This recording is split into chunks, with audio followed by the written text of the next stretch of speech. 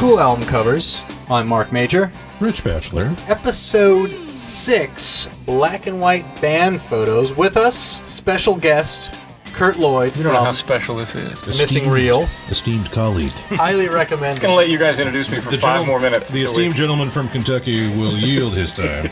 MC5, back in the USA, a black and white classic. Look at that. They're fresh out of the shower. Yeah, this guy looks like one of the drummers for Spinal Tap. Mm-hmm. One of the guys that blew up. Or an extra from Jesus Christ Superstar. They're very, very happy. Kind of everyone looks like Russell Simmons in this case. They do look like they're in the sauna. Yeah. They're just men bonding together in their great love of proto-punk and steam rooms. They're schwitzing. So it was a great record. You know, I have mixed feelings about it. It's one of those albums that was on, once upon a time, every critic's top 10 list of greatest albums, goddammit, of all time. And I really think there's only one song in there that's really, really solid, and that's Shakin' Street. I love that song. The rest of it, I don't know.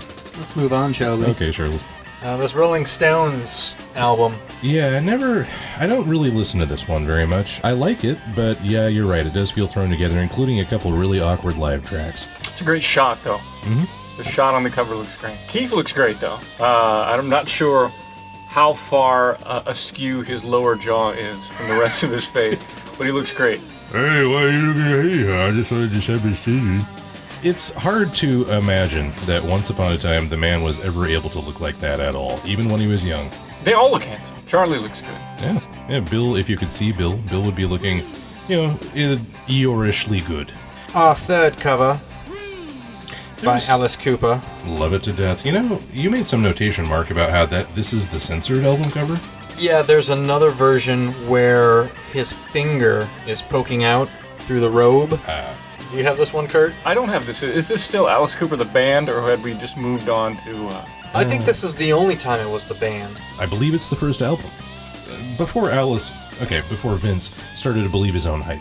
And it had I'm 18 on it, so it... a solid record.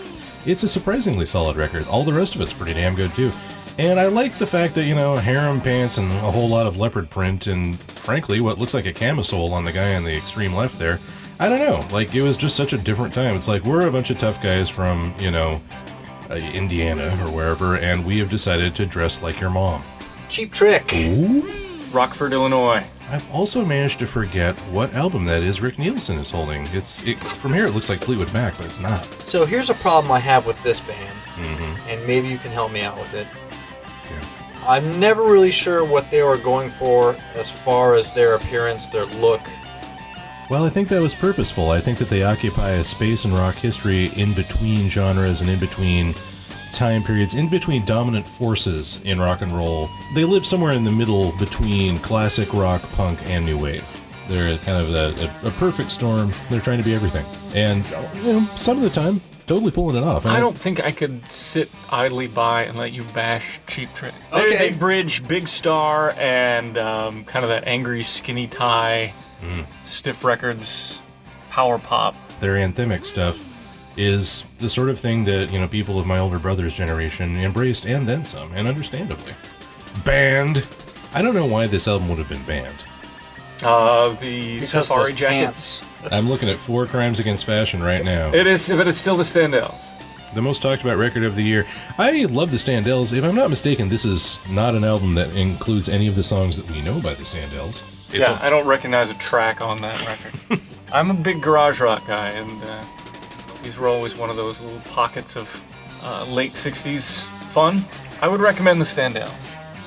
I would recommend probably the Sonics first. There's a couple others, but the Standells, they had their chops. They knew their gig. They made a lot of good noise that sounded crummy on record. They got banned. They got banned, apparently. That belt is like Santa Claus wide, too. Well, takes an awful lot to hold up that much awesomeness.